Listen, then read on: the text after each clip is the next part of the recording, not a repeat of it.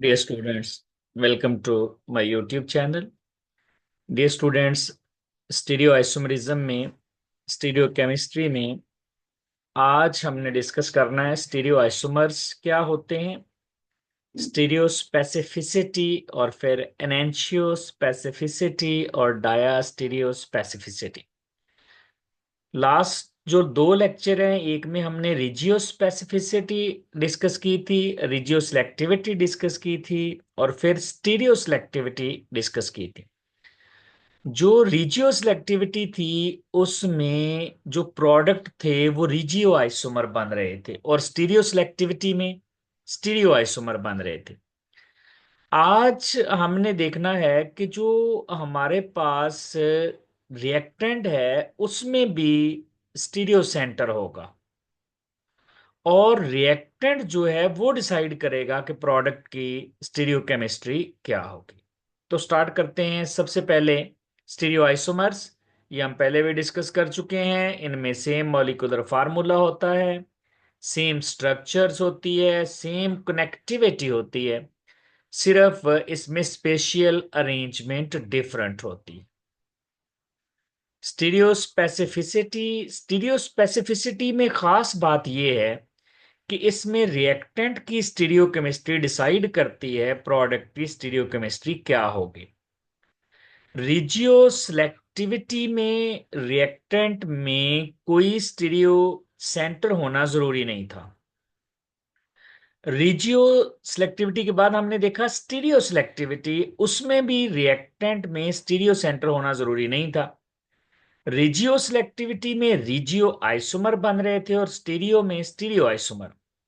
यहां पर रिएक्टेंट में भी स्टीरियो सेंटर होगा और जो प्रोडक्ट बनेगा उसमें भी स्टीरियो सेंटर होगा। अब रिएक्टेंट में जो स्टीरियो सेंटर होगा वो डिसाइड करेगा कि प्रोडक्ट में स्टीरियो सेंटर क्या होगा।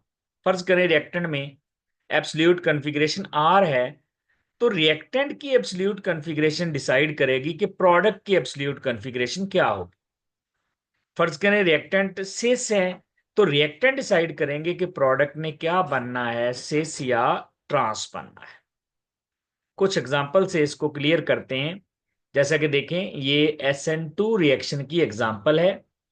ये हमारे पास एक सेकेंडरी अल्काइल हैलाइड है और ये जो अल्काइल हैलाइड है इसमें कायरल कार्बन मौजूद है। इसमें एक ग्रुप आइडो है, एक इथाइल है, एक मिथाइल है और एक हाइड्रोजन है। आइडो को नंबर 1 मिलेगा क्योंकि एटॉमिक नंबर ज्यादा है, इसको 2 मिलेगा, मिथाइल को 3 मिलेगा और हाइड्रोजन को 4 मिलेगा। और अगर हम देखें 1 से 2 और 2 से 3 की तरफ जाएं तो ये क्लॉकवाइज बन रहा है। क्लॉकवाइज का मतलब है इसकी एब्सोल्यूट कॉन्फ़िगरेशन R होगी। अब जब हम SN2 रिएक्शन करते हैं, इस पर आकर बेस अटैक करेगा, न्यूक्लियोफाइल आकर अटैक करेगा, यानी OH आइन आकर यहां पर एज अ न्यूक्लियोफाइल जब अटैक करेंगे तो SN2 रिएक्शन में अटैक हमेशा बैक साइड से होता है। जिस तरफ लीविंग ग्रुप होता है उस तरफ से अटैक नहीं होता, उसकी बैक साइड से अटैक होता है, क्योंकि लीविंग ग्रुप वाली साइड पे उसके पास स्पेस नहीं होती और लीविंग ग्रुप यहां से डिपार्ट कर जाता है।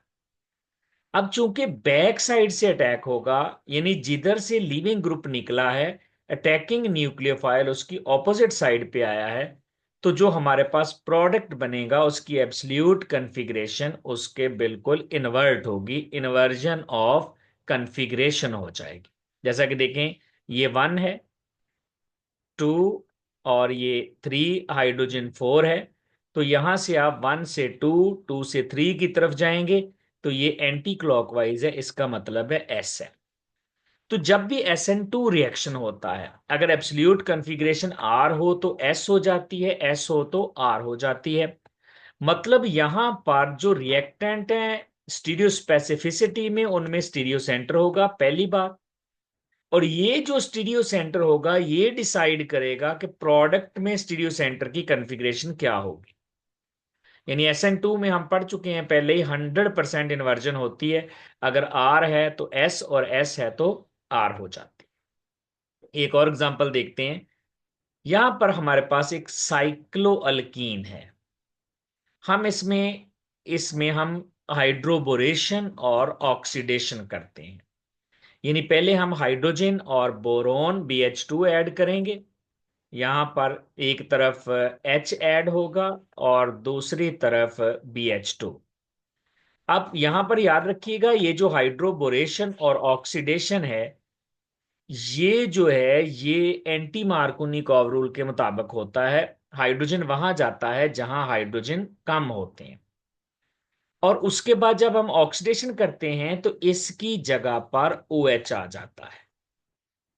पहले H और BH2, ये हाइड्रोबोरेशन है, और फिर ऑक्सीडेशन से BH2 OH में बदल जाता, अल्कोहल बन जाते। अब यहां पर ये जो H और BH2 ऐड होते हैं, ये हमारे पास डबल बॉन्ड है। ये इस तरह से ऐड होते हैं कि सिन एडिशन बनती है। एक तरफ हमारे पास H आ जाता है और दूसरी तरफ BH2, और ये दोनों सेम साइड पे ऐड होते हैं, और इस तरह की हमारे पास साइक्लिक ट्रांजिशन स्टेट बनती है। इसको हम कहते हैं सिन एडिशन। अब या तो ये दोनों ग्रुप जो H और BH2 है, और BH2 ने एंड पे जाके किस में चेंज हो जाना है, OH में। यानी या तो H और OH अबव दी प्लेन आएंगे या बिलो दी प्लेन आएंगे। तो यहां पर देखें, एक में H और OH जो हैं वो डैश के साथ हैं, और मिथाइल वेज के साथ है जो ऑलरेडी मौजूद था। अगर ये हाइड्रोजन डैश है तो मिथाइल वेज हो जाएगा। और दूसरे में ये दोनों वेज के साथ आएंगे, और हाइड्रोजन जो मिथाइल है वो डैश के साथ।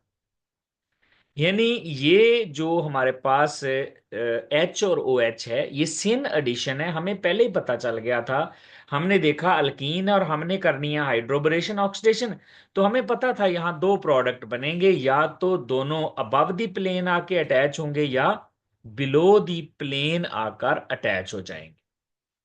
तो इस तरह हमें जो रिएक्टेंट के में स्टीरियो सेंटर था, ये रिएक्टेंट में स्टीरियो सेंटर है जो डबल बॉन्ड है, जैसे स्टीरियो सेंटर। रिएक्टेंट के स्टीरियो सेंटर से हमने डिसाइड किया था कि जब हम हाइड्रोबोरेशन करेंगे, या तो दोनों अबव दी प्लेन आके लगेंगे या बिलो दी प्लेन आके लगेंगे। तो जब रिएक्टेंट की स्टीरियो केमिस्ट्री डिसाइड करे प्रोडक्ट की स्टीरियो केमिस्ट्री को, तो हम कहते हैं ये स्टीरियो स्पेसिफिसिटी है। एक और एग्जांपल देखते हैं। ये हमारे पास 2 ब्यूटीन है और ये सिस है। This is sis 2 butene. अब हमने इसमें सिस ब्यूटीन जो है इसकी ब्रोमिनेशन करनी है। देखें, जो सिस 2 ब्यूटीन है, इसमें ये स्टीरियो सेंटर है। यानी रिएक्टेंट में स्टीरियो स्पेसिफिसिटी में स्टीरियो सेंटर होना जरूरी है। हम इसमें ब्रोमीन ऐड करते हैं। अब जब भी हम ब्रोमीन CCl4 की मौजूदगी में ऐड करते हैं सिस 2 ब्यूटीन में, सिस अल्कीन में, तो हमारे पास जो प्रोडक्ट बनते हैं वो इस तरह से दो प्रोडक्ट बनते हैं।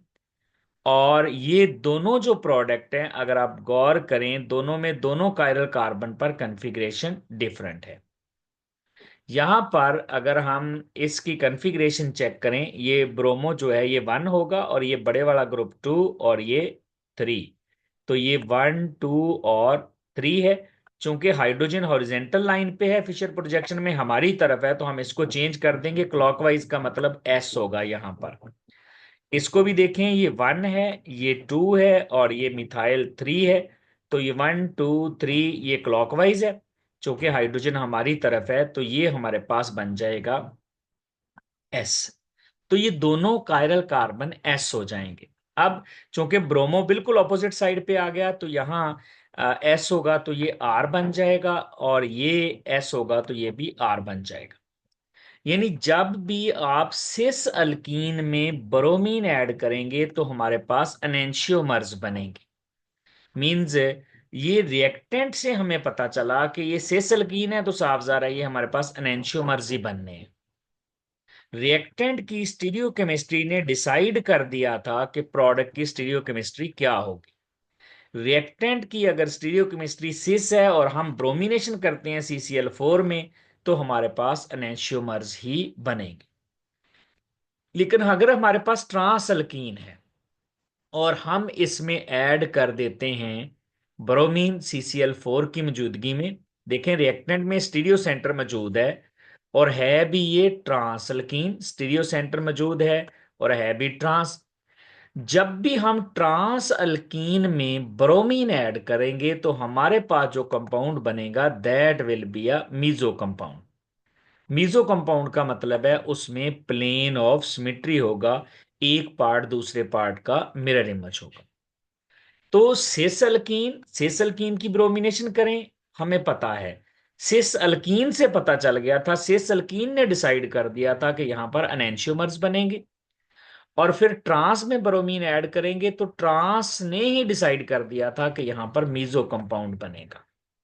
तो ये है डियर स्टूडेंट्स स्टीरियो स्पेसिफिसिटी, कि जो हमारे पास स्टीरियो आइसोमेरिक रिएक्टेंट है वही डिसाइड करेगा प्रोडक्ट में स्टीरियो सेंटर की कॉन्फ़िगरेशन क्या होगी।